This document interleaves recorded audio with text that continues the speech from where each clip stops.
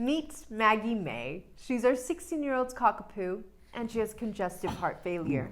In February of 2020, we were told she had about another year to live, and we wanted to make sure that wherever we went, that she was able to come with us.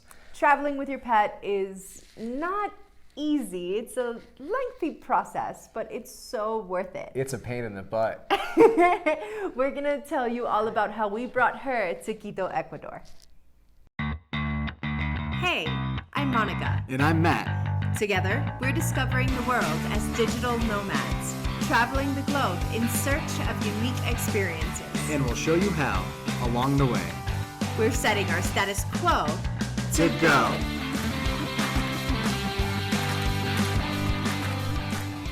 Coordinating with your vet is a lengthy process before departure. If you think you're going to go to the vet's office the day before your flight, get all your shots done in one day, it's not going to happen. 21 days before your flight, your dog has to have their rabies shot.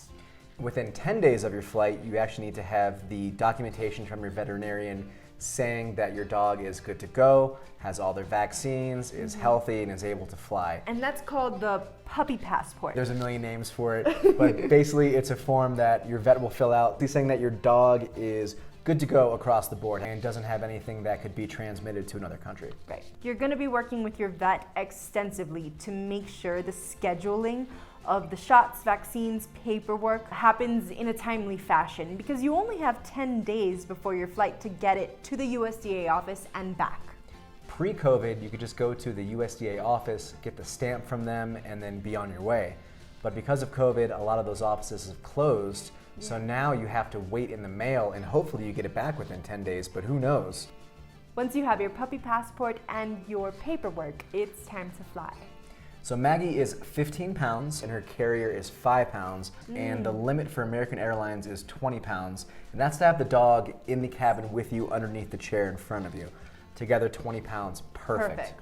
If your dog is larger than 15 pounds and their weight exceeds the allotted 20, they're gonna have to go downstairs. But that can be problematic because on certain months where it's very cold outside, a lot of planes aren't climate controlled, so your dog could be cold down there, and the airline will not allow you to fly during those months. So that's another thing you should check with the airline just to make sure. I think it was about $150, maybe $125, something like that. For their ticket. I would be expecting to pay $125 for the flight, probably a few $100 for the veterinarian's exam, just depending on whatever shots they have. So a few $100, generally ballpark is where I would be. Worth it. Worth it. Our dog takes so much medication. And that can get very expensive very quickly in the States. But when we came to Quito, we realized medications are so much cheaper here. What's interesting about Ecuador is the pharmacies, you don't need a prescription for pretty much anything. But there are some medications that aren't available here, like hydrocodone. Correct. So hydrocodone is a Schedule II drug, so you can't get it here, and that's really anywhere. So find out what medications your dog has and see if you can get it here. And if you can, get it here. It's going to save a ton of money.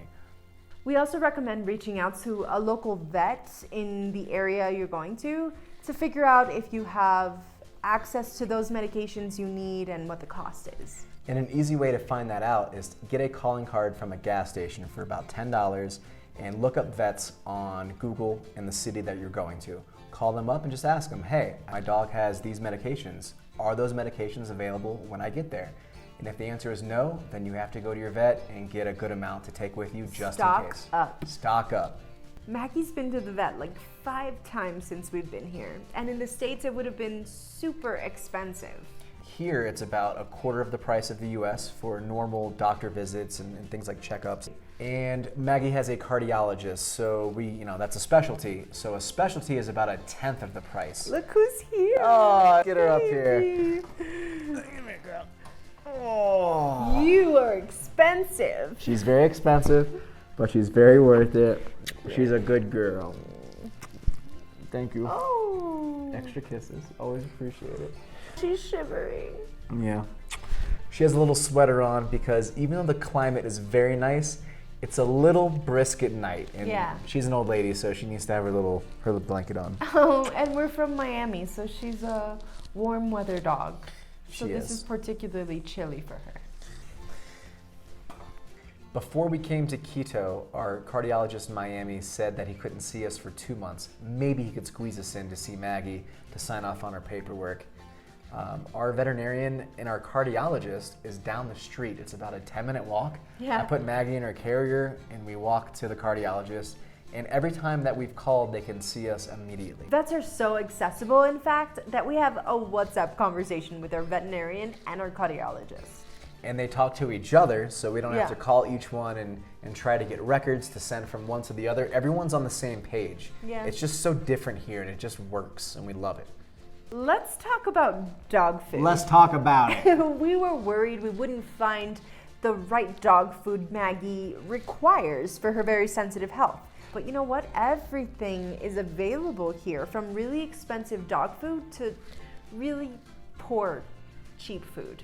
Royal Canin was the brand that she ate in the US, which was a pretty expensive brand, and we found it's even more expensive here, but our veterinarian was able to recommend us a nice sized bag at an affordable price, 25-pound bag, $65, and it has all of her dietary requirements that she needs. And it was delivered to us by a dog food company, faux free. Faux free! Yeah. I'll put the information of that company down below. Pretty cool.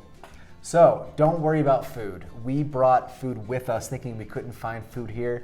Don't need to do that. No. Come here with no food, you'll be able to find it so fast. But there are a lot of poor options, like the dog food sold by the pound at markets in these large bins full of kibble.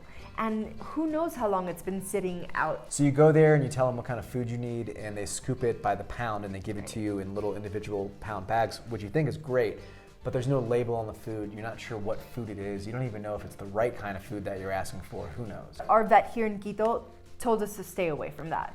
Exactly. Quito is super dog friendly. It is the country of dogs. There are dogs everywhere. Everywhere. Street dogs and dogs with their owners, but they're not leashed. They don't seem to leash their dogs here. Dogs grow up very fast here. They know how to cross the street. If you go out for an hour, you'll run into 12 to 15 dogs. They're everywhere. And so if you're a dog lover like us, you'll be in heaven.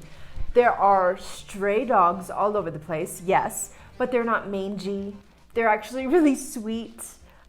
They don't beg if you're eating on a park bench and they're right next to you. They maintain, 4 to 5 feet away and just kind of sit there. And I've fed them many times, and I've kind of asked the locals, is it okay to feed them? And they go, sure. They're pretty well behaved. They are. They don't start fights. They don't really go after you. They're not in your face. They just kind of mind their business. And if you want to pet them and call one over, you can do that. We've pet lots of strays here. So my next question is, why are all these dogs around? And we're told, well, it's kind of a macho country, as silly as it seems, and they don't really believe in neutering dogs. It kind of seems unmasculine, if you will. So that leads to a bunch of dogs just on the street. If you have a dog like ours who's sensitive and anxious around other dogs, you may want to be careful if you're walking your dog, because you will run into strays. It's just gonna happen. Yeah, that's true. Grooming your dog here in Quito is pretty inexpensive too. In the States, we would have paid maybe $45 to $60. Yeah. Here it's about $18, $20, Yeah. and they do a great job. They do. She looks so cute. She does, yeah. They always give her a little bandana. She hates it. Just take the bandana off. To wrap up, Quito is a super dog-friendly city. The care is great. The treatment is cheap. There are dogs everywhere, and they just want you to pet them. Just pet the dog. And you will. The process to get them here can be daunting and complicated, but it's so worth it. Totally worth it. Yeah. So when you travel, bring your dog. dog.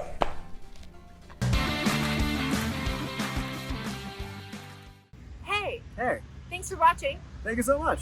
Like, subscribe, Ring that bell. and you'll get all the notifications about our story here in Quito and around the world. Get it? I like how we just broke into this kind of. That could be a good one. From stray. It's like perfect. Poor Go again. baby.